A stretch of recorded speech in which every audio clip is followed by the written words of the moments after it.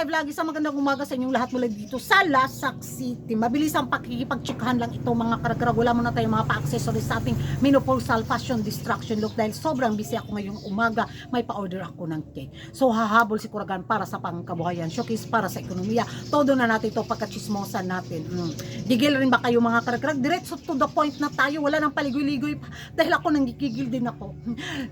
Na-imbier na ako na sumama yung batikulon at bulun-bulunan ko sa Miss Universe Philippines Organization. Yung excited ka bitaw na manood ng swimsuit competition sa Aqua Boracay dahil alam naman natin bilang mga beauty pageant lovers tayo ng mga chismoso at mga chismosa, inaabangan natin yung mga manok natin nararampa sa kanilang very demure, very queenly, very pang-grand na rampahan sa Miss Universe Philippines 2025. Ang ending, walang pa-live, oy. Onsa man ni Mari J. Dali dong kay naglagot ko sa Miss Universe Philippines Organization. Baso imo ha. Pila kita te? 23, 46. Duha, tulo. Nadisalbonong ka. So yun mga karag-karag. Nag-aabang ako kagabi.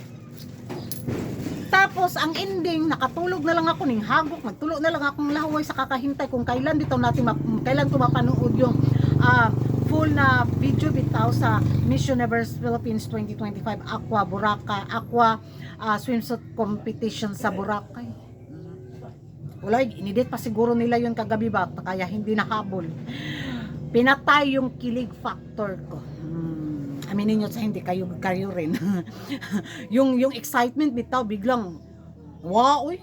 So yung ginawa ko na lang mga karag-karag, nag-check na lang ako sa bitaw, yung mga may nandoon na nakapanood sa actual na pa-event doon sa swimsuit competition sa Aqua Boracay na kung saan din may mga pa-short clip na mga pa-video na mga kandidatang nagrampahan. Yung mga frontrunner na napakitang gila sa kanilang mga parampa galore doon. Na kung saan 1, 2, 3, 4, 5, 6, 7, 8, 9, parang iwan ko ilang steps lang yun, hindi umabot ng 20, ikot galore, pusing galore, ganun-ganun galore lang sila mga karag-karag. End na. Hindi gaya last year bitaw na medyo mahaba yung nila rampahan eksena. Ngayon parang tinipid yung pa-stage din nila. Makabuak.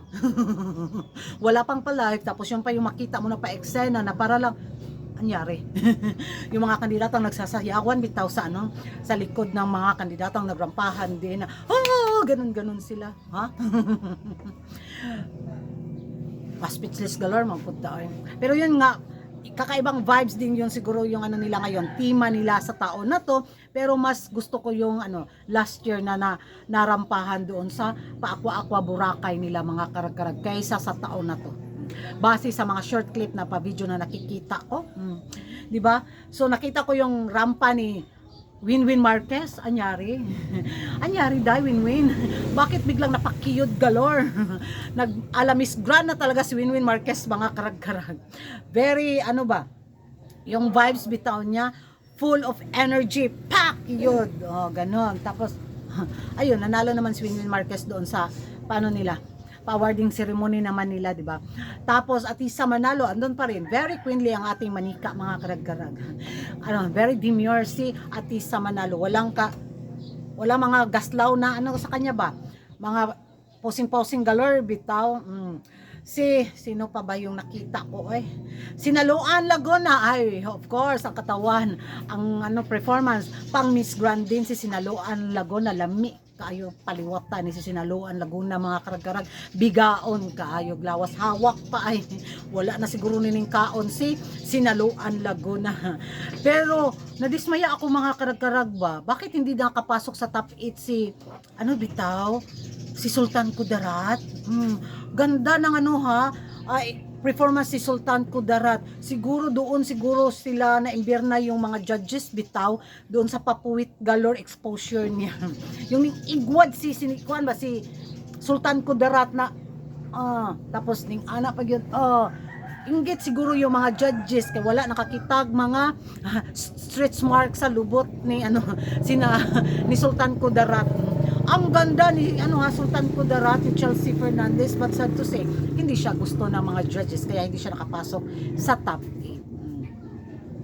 8. Mura kog naunsa ba oy? wag naman sanang ipagkait sa mga beauty pageant lovers yung mga pa-live system. Kahit doon sila mag-live sa kanilang YouTube channel, mga karkarno, sa kanilang Facebook page, kikita naman sila. Kasi pag late nila bitong i-upload kasi kailangan pa nilang anuhin yung mga ilaw, 'di ba? Yung mga mga pa-lightning, tapos yung mga pa-look ng kandidata kailangang maganda kasi pag mag-live sila, makita talaga yung mga kapalpakan nila. 'Di ba? Kailangan mo na nilang ayusin dahil pag hindi, di bash din yung mangyayari. Di mabash pa rin sila ngayon, 'di ba? Dahil nga late na naman yung paano ng eksena sa pa-swimsuit competition kuno nila. Umasa talaga ako mga karkarag sa darating na pa-national costume, preliminary, at saka sa final. Sana naman hindi ipagkait sa sa mga beauty pageant lovers. Paano nila makuha yung laki ng kanilang kikitain or yung laki ng kanilang engagement sa social media kung wala, maunang upload yung mga nanonood. O di wala na, para lang, napanood na namin to. Ngayon, nanood lang ako ng mga short clip ko, yun pala yung naging eksena. Wala, pinatay yung kilig factor ni Kuragan. Ewan ko sa inyo mga karkarag kung magkapareho tayo ng saluubin ng emosyon na mga kahiubos bitaw sa MUPH organization. Naku, kung magkapareho tayo, comment down below. Kung hindi man, magrespetuhan na lang tayo dito. Kanya-kanya tayo ng opinion dito. So, ganun lang yun. Share lang tayo na mga hinanakit. Ganun, hinanakit ko ang bigat. Pero bilang isang beauty pageant lovers talaga, iba din kasi talaga yung nanood ka ng pa-live bitaw sa kanila mga social media pages bitaw na andun. Parang andun din yung, yung excitement talaga.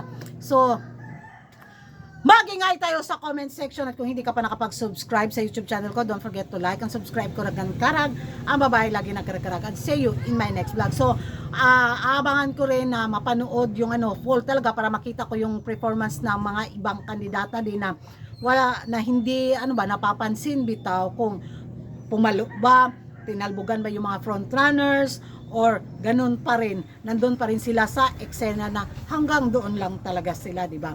So, para maging natin, mabalansi bitaw natin, no, na gaya ni Pasay, biglang napapansin ko rin, di ba?